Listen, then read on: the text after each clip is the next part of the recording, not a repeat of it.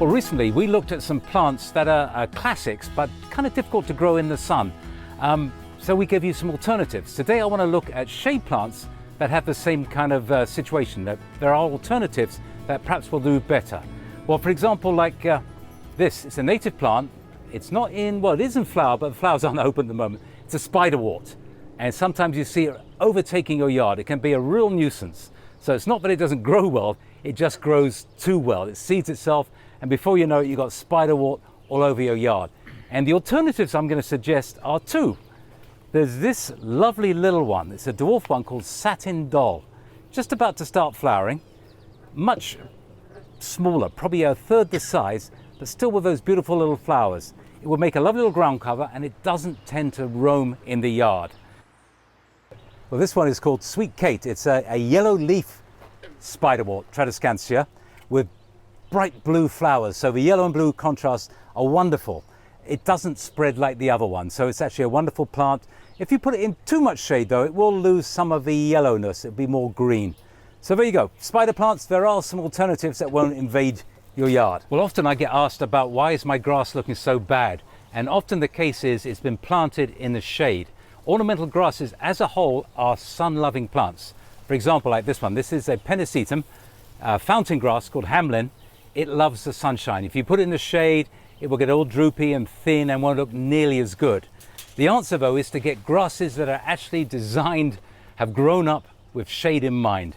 And I've got a whole selection here. So let's start with the Caryxes. The Caryxes come in all shapes and forms. Some will spread and act like a ground cover. This one here is absolutely beautiful, makes a lovely specimen in the shade. Look at that white variegation. We're talking about color, we talked about variegation. This one is a bright yellow grass. It's called Bowles Golden Carex. So when you're talking about plants in the shade that just flower for 2 weeks and then have green foliage, it looks rather dull for most of a summer growing season. You want to choose plants that have different color foliage, or lighter foliage, or yellow foliage, or white foliage. And Bowles Golden Carex certainly does it. It does like a bit of moisture, this one, so it actually can sit in a wetland area in the shade and do very, very well. Well, one of my first choices for a grass for the shade would be the Japanese woodgrass, the bit of a long name, Hakanakloa, and they come in different colors too. This is my favorite variety. It's called All Gold. It really does bring a bit of sunshine into the shade garden. Well, my final choice is Hosta. Now, Hosta come in a huge array. There are literally hundreds, if not thousands, of varieties out there. I've just picked two to show you. This is our biggest one. It's a baby big one, I should say. Empress Wu will get possibly 4 feet high, 5-6 feet wide. It is an absolute monster.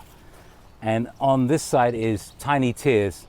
And as you see, it just gets maybe a couple of inches high, plus the flower stalks. Now, the problem with Hosta is that if you've got deer in your yard, they're going to be decimated. It will be eaten right down to the ground and you'll never see them develop. There are some alternatives. And this is a Brunera, Siberian bugloss.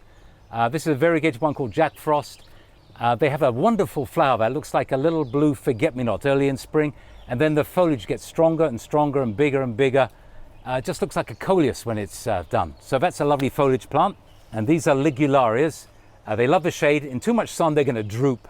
They like a constant moisture in it all. They form great big clumps, big foliage clumps. Some have purple leaves. This is one of the in-between ones. The backside is kind of a purple of the leaf. And they flower midsummer with orange or yellow flowers. And there are smaller varieties.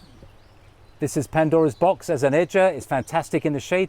Definitely more purple to it. But again, it will flower midsummer and give you a little spectacular display when often the garden is lacking in color.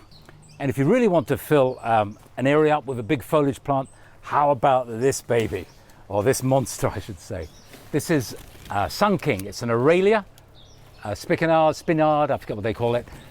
It will form, it's a perennial, it dies down every year, and then out of the ground it comes and gives you this mass of yellow foliage in the shade.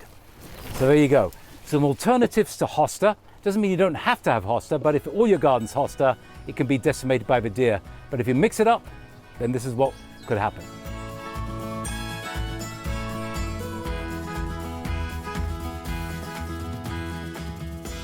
So if you take some of my advice and put these alternatives to work you'll have a garden that even if a deer eat the hosta, there's plenty of other things. The Japanese woodgrass, the ligularias, and even a golden dicentra, bleeding heart. So there you go, some alternatives to hosta in the shade garden.